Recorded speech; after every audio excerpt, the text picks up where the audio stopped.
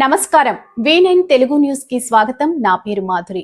School administration అంటే ఏమంటారు మీకు ఐడియా? హెచ్ఎం ఉంటారు, టీచర్లు ఉంటారు, క్లాసెస్ ఉంటాయి, టైమ్స్ ఈ టైమింగ్ ఉంటుంది, ఒక ఐడియా అయితే మీకు ఉంటుంది. మరి రెగ్యులర్గా పోలీస్ స్టేషన్ అంటే మీకు ఏమైనా ఐడియా ఉందా? సరే, ఈరోజు మొత్తం మీకు పోలీస్ స్టేషన్ అట్లా ఏం నడుస్తుంది, ఏమేమి ఉంటుంది అనేది ఎక్స్ప్లెయిన్ చేస్తాను. ఓకేనా? బట్ ఎవరైనా సరే తీసుకో ఫస్ట్ వచ్చి నాకు పోలీస్ స్టేషన్ తీసుకొస్తారు. పోలీస్ స్టేషన్కి ఏం పని మీద వస్తారమ్మా? ఏదన్నా ఇబ్బంది అయినప్పుడు కంప్లైంట్ చేయడానికి వస్తారు, అంతేనా?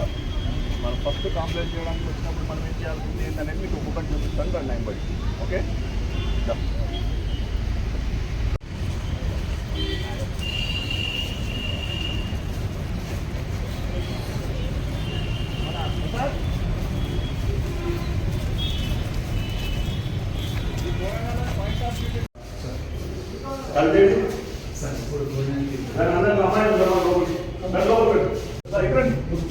స్పెషల్ ఆఫీసర్ ఒకరు ఉంటారు, సపరేట్ రిసెప్షన్ ఆఫీసర్ ఉంటారు. అది మేల్ ఆఫీసర్ ఉంటుంది, ఫీమేల్ ఆఫీసర్ ఉంటుంది. ఇక్కడ మన దగ్గర అంటే కవిత మేడం అని ఉన్నారు, లంచ్కి వెళ్ళారు. కవిత మేడం అని ఉంటారు, ఆమె రిసెప్షన్ ఆఫీసర్.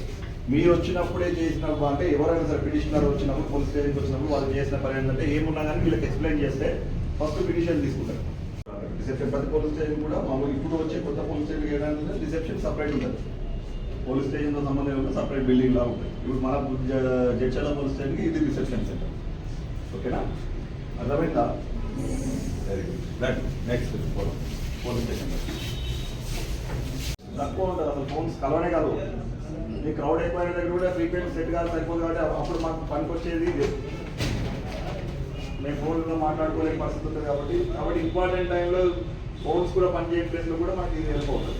ఇది కమ్యూనికేషన్ సెట్ అన్నట్టు. మనం జిల్లాలో ఏ పోలీస్ స్టేషన్ మాట్లాడాలన్నా ఇమీడియట్గా ఈ దాని నుంచి మనం మాట్లాడుతుంది. దీనికి మొత్తం కంట్రోల్ ఎక్కడ ఉంటుందంటే ఎస్పీ ఆఫీస్లో ఉంటుంది. ఎస్పీ ఆఫీస్ ఎక్కడ ఉంది మనకు? మామనార్లో. మామనారే కదా మనకి హెడ్ క్వార్టర్స్. మామనార్ ఎస్పీ ఆఫీస్ ఉంటుంది. ఇది కాబట్టి కమ్యూనికేషన్ సెట్ ఇది ప్రతి పోలీస్ స్టేషన్లో ఉంటుంది. ఇది ఏంది ఇన్ఫర్మేషన్ పాస్ చేయడానికి మనం యూజ్ చేస్తాం. అట్ ద సేమ్ టైం ఇప్పుడు పోలీస్ స్టేషన్ రిసెప్షన్ చూసినా, మన రిసెప్షన్లో మీరు వచ్చిండ్రు, మీకు కనబడ్డారు, ఆడెవరు ఆఫీసర్లు కనబడలే, అప్పుడు మనం ఎవరిని కలవాలి?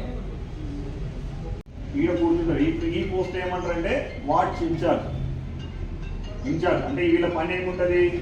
పోలీస్ స్టేషన్ కాంపౌండ్ లోపల వీళ్ళు డ్యూటీలో ఉన్నంతసేపు ఏం జరిగినా అబ్జర్వేషన్ చేయాలి, ఎటువంటి తప్పుడు పనులు జరగకుండా చూసుకోవాలి, ఎటువంటి వస్తువులు పోకుండా చూసుకోవాలి.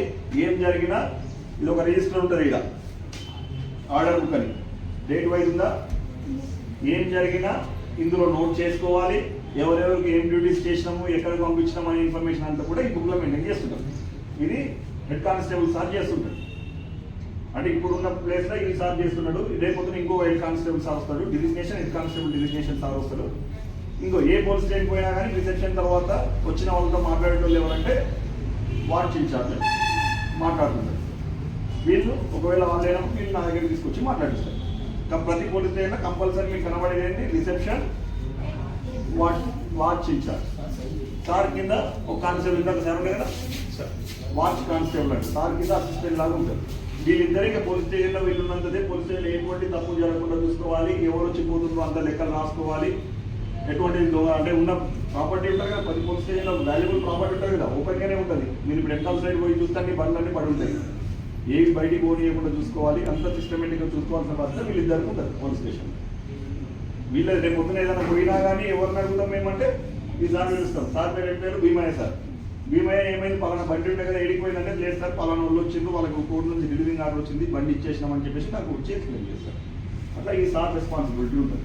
ఈరోజు ఈ సార్ ఉంటాడు, రేపు పొద్దున ఇంకో సార్ ఉంటాడు, ఎవరున్నా ఆ డిజిగ్నేషన్ ఉన్న సార్ చూసుకుంటాడు. ఇది అయిపోయిన తర్వాత లాకప్ ఎందుకు వేస్తారు? గట్టిగా చెప్పాలి. తప్పు చేసి కేసులో జైలుకి పోయేటోళ్ళని మాత్రమే మనం లాకప్ వేస్తాం. మనం కూడా లాకప్లో పోదామా? వద్దా? వద్దు కదా. వద్దంటే ఏం చేయాలి? తప్పు చేయొద్దు అంటే తల్లిదండ్రులు చెప్పిన మాట, టీచర్లు చెప్పిన మాట వినాలి. వాళ్ళు ఏం చెప్తారు, ఎంతసేపు మీరు మంచిగా చదువుకోండి, మంచిగా ఉండనే చెప్తారు, తప్పు చేయగానే చెప్తారు. లేదనుకుంటే మీ టీచర్ల చేతికి మా చేతిలోకి వస్తుంది. మా చేతిలో అంటే అదే లాకర్. దాని లోపలికి పోవాలా వద్దా అనేది మన ఆలోచన, మన నడవడిక. మనం మంచిగా ఆలోచించినంతసేపు మన పనులన్నీ మంచిగానే ఉంటాయి. మనం చెడుగా ఆలోచించినప్పుడు చెడుగా ఉంటాయి. అట్లా చెడుగా ఆలోచించిన రోజు ఏదో ఒక రోజు దాన్ని కలవదు. ఇది లాకర్. దీంట్లో తప్పు చేసిన వాళ్ళు ఎవరైనా ఉంటే వాళ్ళని మళ్ళీ బయట పెడితే పారిపోతారు చేస్తారు కాబట్టి పారిపోయి ఉండడానికి మాత్రమే పెడతాం. జైలు కాదు. జైలు అంటేనేమో కోర్టు నుంచి పంపించేటోళ్ళు జైలు. టెంపరీగా కస్టడీలో సేఫ్గా ఉంచడానికి పాడేది మాత్రం లాకప్. అది పోలీస్ స్టేషన్లో ఉంటుంది. ఓకేనా? లాకప్ చూస్తారా లోపలికి పోయి? ఇప్పుడు సామాన్ ఉంది, అది ఎందుకు పెట్టినాం మరి? అది ఇంపార్టెంట్ వాల్యూ, కేసుకు సంబంధించిన సామాన్. అది బయట పెడితే ఎవరో ఒకరు ఎత్తపోతారు కాబట్టి ఎవరు ఎత్తపోతారని చెప్పి లోపల వేసేసి, లేకపోతే ఒక దొంగ వస్తాడు, ఇవి తీసుకుపోయి ఇంకో దగ్గర పెడతారు, దొంగని తీసుకొచ్చి లోపల పెడతారు. అంటే నాకు అవసరానికి తగ్గట్టు ఏది ఇంపార్టెంట్ ఏది కాదని దాని తగ్గట్టు నేను దాన్ని యూజ్ చేస్తాను. తీసేస్తాం సామాన్ తీసేసి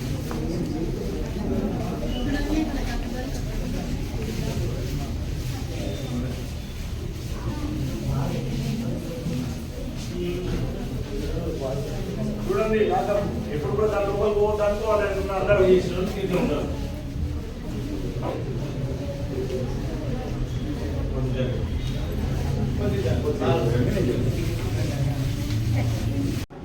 ఏ పోలీస్ స్టేషన్ అయినా లాకప్ డిజైన్ ఇంతే ఉంటుంది.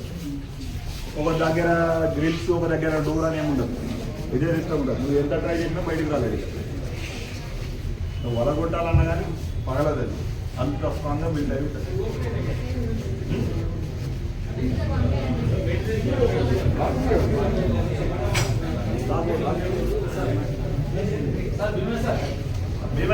లాకప్ కీ తీసుకో, తీసేయండి.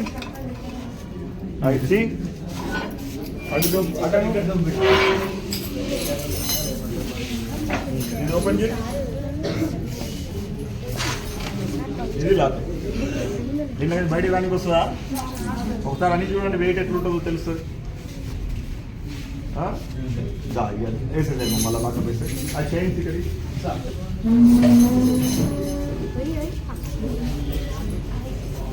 హ్యాండ్ కప్ చెప్పారు చూసిరా? సినిమాలో చూస్తుంటారు కదా, చేతిలో హ్యాండ్ కప్ బేడీని అంటారు కదా, అవి ఇవే. కొద్దిగా సార్ తప్పు చేసిన అంటే మేజర్ తప్పులు చేసిన వాళ్ళకి మాత్రమే మనం వేస్తాం. చేతులకు వేసేది పారిపోకుండా చేయకుండా మర్డర్ చేసి వచ్చిండు, దొంగతనం చేసిండు అకౌంట్ వాళ్ళకి మనం చూపించడానికి ఇది అన్నది. ఇది మనకు సెల్ అని అర్థమైందా? ఇప్పుడు కానిస్టేబుల్ సార్ వాళ్ళు హోమ్ వర్క్ చేసుకోవాలి కదా, ఇవి వర్క్ స్టేషన్. ఒక్కొక్కరు ఒక ఛానల్ వర్క్ పెట్టేసుకొని వర్క్ చేసుకుంటారు.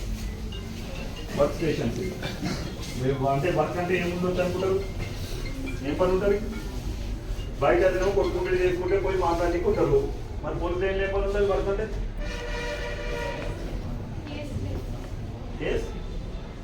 నువ్వు నీ రఫ్ వర్క్ అంతా రాసుకుంటావా? క్లాస్ వర్క్ అంతా రాస్తావు, బుక్కులు రాస్తావా? అట్లే మా కేసులు కూడా రాసేవన్నీ ఉంటాయి. ఇక ఎవరు ఏం చెప్పినా రికార్డ్ చేసుకోవాలి, స్టేట్మెంట్ పేపర్ పైన రాసుకోవాలి, అంతా చేసే పని అంతా ఇక్కడ కూర్చునే కానిస్టేబుల్ అవన్నీ చేస్తారు. రికార్డ్స్ అన్ని కూడా మెయింటైన్ చేస్తాం. ఇది ఒక రికార్డు ఉందనుకో, ఇది 2017 ఏ సంవత్సరంతో మీకు తెలుసుకుంటుంది. 2022 సంబంధించిన రికార్డు. 2022 సంబంధించిన కేసులన్నీ కూడా అంటే ఈరోజు 2025, కానీ 2022లో ఏం జరిగింది, 2021లో ఏం జరిగింది అంటే ప్రతిదీ రికార్డు మెయింటైన్ చేస్తాం. సార్ పలానా పైన 2014లో కేసు అయిందంటే సరే అనుకో, 2014 రికార్డు తెచ్చుకుంటాం మేము. అందులో కేసులో ఉందా లేదా ఆల్రెడీ ఆన్లైన్ ఉంటే ఎంట్రీ చేసి పెట్టారు. నువ్వు 10 సంవత్సరాల తర్వాత వచ్చినా సరే పలానా కేసు సార్ అంటే ఆన్లైన్లో చూసి చెప్పేస్తారు. ఇది వర్క్ స్టేషన్.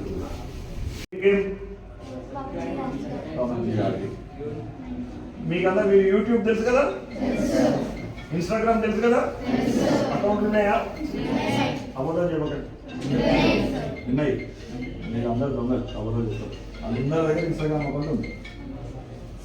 ఇన్స్టాగ్రామ్ మాత్రం 80% యూజ్ చేయకండి, మీకు అవసరం లేదు. అక్కడ వచ్చే మీ దోస్తులు మీకు లేరా? పబ్లిక్లో దోస్తులు అంతా ఉన్నారా లేదా? ఉన్నారు కదా. మీరు వీళ్ళు కాకుండా మీకు ఆన్లైన్లో దోస్తులు అవసరమా? అంటే ఎందుకు చెప్తున్నా వినండి. నీ వయసు ఎంతమ్మా?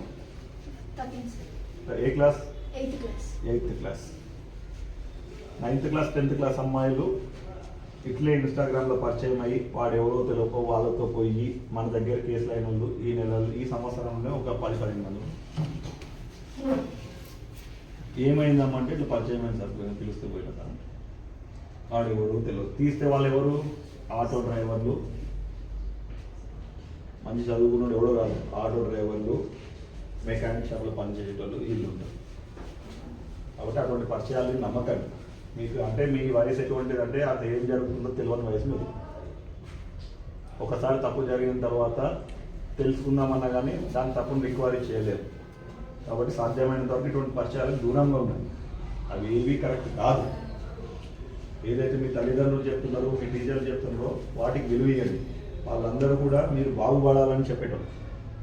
మీ తల్లిదండ్రులు కానీ మీ టీచర్లు కానీ అందరూ కూడా మీరు బాగుపడాలని చెప్తుంటారు.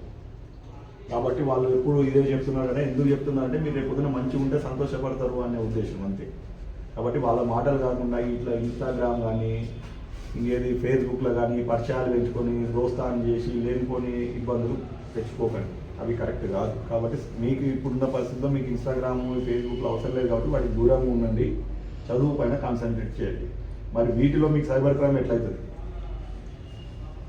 యూట్యూబ్లో వీడియోలు చూస్తారు కదా, ఇన్స్టాగ్రామ్లో వీడియోలు చూస్తారా, స్క్రోల్ చేస్తుంటారా, మధ్యలో అడ్వర్టైజ్మెంట్లు వస్తాయా?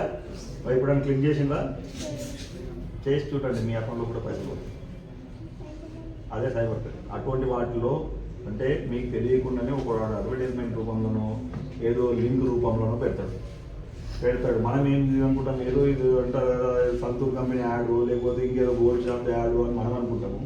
పోటీ చూస్తే మాత్రం మీ అకౌంట్ డీటెయిల్స్ మొత్తం మనకి వెళ్ళిపోతాయి. కాబట్టి అటువంటి యాడ్స్ని కానీ ఆ లింకులు కానీ ఆన్లైన్లో వచ్చే ఏ లింక్ కూడా క్లిక్ చేయకండి. మీరే కాదు, మీ చుట్టుపక్కల ఎవరంటే వాళ్ళకి చెప్పండి. ఇప్పుడు బ్యాంకులు కానీ ఇంకెవరైనా కానీ ఊరికనే పైసలు ఇస్తారా? నా దగ్గర పైసలు ఎక్కువ 10,000 తీసుకుపోవాలంటారా, 5,000 తీసుకుపోవాలంటారా అన్నారు. మరి ఊకరే ఎందుకు ఇస్తాడు? లేదు నువ్వు ఈ పని చేసి బట్టి నీకు పైసలు ఇస్తాను నేను ఆన్లైన్లో చెప్తే నువ్వు చేసే పని వల్ల మనకు లాభం అవుతుందా? ఏం కాదు. మరి నీకెందుకు పైసలు ఇస్తాడు? ఊకనే ఎవడు పైసలు ఇవ్వడు కదా. కాబట్టి మీ ఇంట్లోళ్ళకు మీ ఎందుకు చెప్తున్నా అంటే ఈరోజు మీ చుట్టుపక్కల మాటలు విన్నారు, రేపు పొద్దున మీ తల్లిదండ్రులే ఆ పైసలు పోగొట్టుకునేటోళ్ళే. కాబట్టి ఆన్లైన్లో ఫోన్లో ఏదైనా లింక్ వచ్చి డీటెయిల్స్ అడిగినా చెప్పొద్దని చెప్పండి. డీటెయిల్స్ కూడా చెప్పొద్దని చెప్పండి. బ్యాంకు నుంచి చేసినాం, లేదంటే ఎంపీడీఓ ఆఫీస్ నుంచి చేసినాం, ఎంఆర్ఓ ఆఫీస్ నుంచి చేసినాం, లేదంటే రైతు బంధు గురించి చేసినాం, ఇట్లా ఏమైనా ఫోన్లు చేస్తే అవి ఏం ఇన్ఫర్మేషన్ చెప్పొద్దానండి. ఏదైనా ఉంటే డైరెక్ట్ ఎంఆర్ఓ ఆఫీస్కే పోయి మాట్లాడమని చెప్పాలి. అది చెప్పండి. అట్లనే ఏపీకే అని ఫైల్స్ ఉంటాయి తెలుసా? ఏపీకే అని ఇప్పుడు వాట్సాప్ తెలుసు కదా అందరికీ. వాట్సాప్లో ఫైల్స్ పంపిస్తారు, పీడిఎఫ్ ఫైల్స్ కానీ అట్లా పంపిస్తారు కదా. అట్లనే పీడిఎఫ్ ఫైల్ ఎట్లయితే ఉంటుందో అట్లనే ఏపీకే ఫైల్స్ అని ఉంటాయి. నేను మీకు చూపిస్తాను. .apk అని ఉందా? ఇదంతా కూడా స్పామ్ ఫైల్. అంటే ఇప్పుడు నేను ఇది క్లిక్ చేసిన అనుకో, ఇదేమనుంది పిఎం కిసాన్ యోజన అని ఉంది. అంటే అదొక బెనిఫిట్, సెంట్రల్ గవర్నమెంట్ నుంచి బెనిఫిట్. యూనియన్ బ్యాంక్ .apk అని ఉండొచ్చు, ఇంకా డబుల్ బెడ్రూమ్ అని .apk అని ఉండొచ్చు, ఏదైనా ఉండొచ్చు. లాస్ట్లో ఇక్కడ మీకు బ్లాంక్ కనబడుతుంది .apk అని ఉంది. ఇటువంటి ఫైల్స్ ఏం చేస్తారు దొంగలు? ఈ ఫైల్స్ పంపిస్తారు ఫోన్లో. ఇప్పుడు నాకు తెలుసు కాబట్టి నేను క్లిక్ చేయాలి. తెలియని వాళ్ళు ఏం చేస్తారు, అరే నా పిఎం కిసాన్ యోజన పైసలు వచ్చేది ఉంది కదా, మరి అవి లిస్ట్ కానీ ఉందేమో అని చెప్పి క్లిక్ చేస్తారు. క్లిక్ చేయగానే ఏమవుతుంది, నా ఫోన్లో ఉన్న ఇన్ఫర్మేషన్ మొత్తం వాళ్ళకి పాస్ అవుతుంది. ఇంకా నా ఫోన్లో నా దగ్గర గూగుల్ పే ఉంది, ఫోన్పే ఉంది, అన్నీ ఉన్నాయి. నా ఫోన్ ఇన్ఫర్మేషన్ మొత్తం అక్కడ పోతుంది. అవతల ఓపెన్ చేసుకోలేడా, పైసలు కొట్టి తీసేసుకోలేడా, తీసేసుకుంటాడు. కాబట్టి అటువంటి ఏపీకే ఫైల్స్ని అసలే క్లిక్ చేయొద్దని చెప్పండి. .apk అని వచ్చిందనుకో వాటిని ముట్టనీయొద్దు అని చెప్పండి. వెంబడే డెలీట్ చేసేయాలి, అసలు ఓపెన్ చేయొద్దు. ఓపెన్ చేస్తే మన ఫోన్లో ఉన్న ఇన్ఫర్మేషన్, ఈవెన్ మీ ఫొటోస్, మీ ఇన్ఫర్మేషన్, మీ పర్సనల్ ఇన్ఫర్మేషన్ ఉంటుంది, ఇంకా అదర్ ఇన్ఫర్మేషన్, మీ కాంటాక్ట్స్ అన్నీ కూడా వెళ్ళిపోతాయి. ఓన్లీ బ్యాంక్ డీటెయిల్స్ ఉన్నాయి కంప్లీట్గా. నా ఫోన్ వాళ్ళ చేతులు ఉన్నాయి, ఫోన్ మాత్రమే మన చేతులు ఉంది, కానీ మన ఫోన్లో ఇన్ఫర్మేషన్ మొత్తం వాళ్ళ చేతులు ఉంటుంది. ఇంకా నీ ఫోన్ ఇన్ఫర్మేషన్ మొత్తం మాకు చేస్తుంటే ఏం చేయొచ్చు, ఏదైనా చేసుకో, అంతేనా కదా. కాబట్టి .apk అనే ఫైల్స్ ఉన్నా కానీ ఏదైనా లింక్ ఇచ్చేసి ఆ లింక్ క్లిక్ చేయండి అన్నా కానీ మీకు ఉద్యోగం ఇప్పిస్తాం, మీకు పైసలు వస్తాయి, ఈ గేమ్ ఆడండి అని చెప్పేసి పైసలు 10 రూపాయలు వేయండి, 20 రూపాయలు వేయండి అని చెప్పి 20,000 30,000 అట్లా పోతారు. పైసలు వేయమని చెప్పి ఏ గేమ్ కూడా ముట్టదు. అది మీ వాళ్ళకి ఇంట్లో వాళ్ళకి కూడా చెప్పండి. అటువంటివి చేసినప్పుడే మీకు పైసలు అకౌంట్కి వెళ్ళిపోతాయి. కాబట్టి సాధ్యమైనంత వరకు ఈ ఆన్లైన్ గేమింగ్కి, ఈ ఏపీకే ఫైల్స్కి, సోషల్ మీడియాకి దూరంగా ఉండండి. ఎంతవరకు ఫోన్ వాడాలో అంతవరకు వాడితేనే అందరికీ మంచిది, లేదంటే అందరికీ నష్టం. అది ఒకటి. సీసీ కెమెరాలు పెడతాం కదా, ఆ సీసీ కమాండ్ అండ్ కంట్రోల్ అంతా మన పోలీస్ స్టేషన్లోనే ఉంటుంది. ఇది మన జడ్చర్ల పోలీస్ స్టేషన్లో సీసీ కెమెరాలన్నీ కూడా ఎన్ని ఉన్నాయి జడ్చర్లు అంటే ఒక 130 కెమెరాలు ఉన్నాయి టౌన్ మొత్తం కలిపి.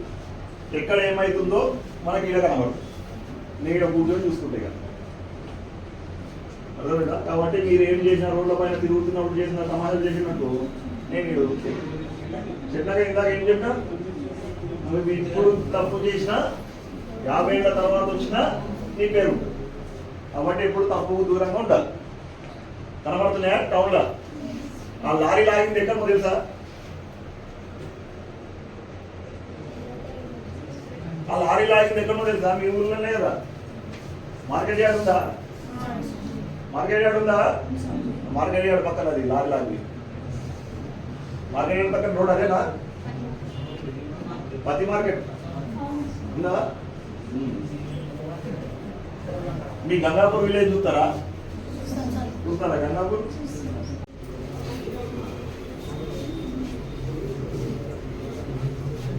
మరిన్ని తాజా వార్తా విశేషాల కోసం మా ఛానల్ ని సబ్స్క్రైబ్ చేసుకోండి. ధన్యవాదములు.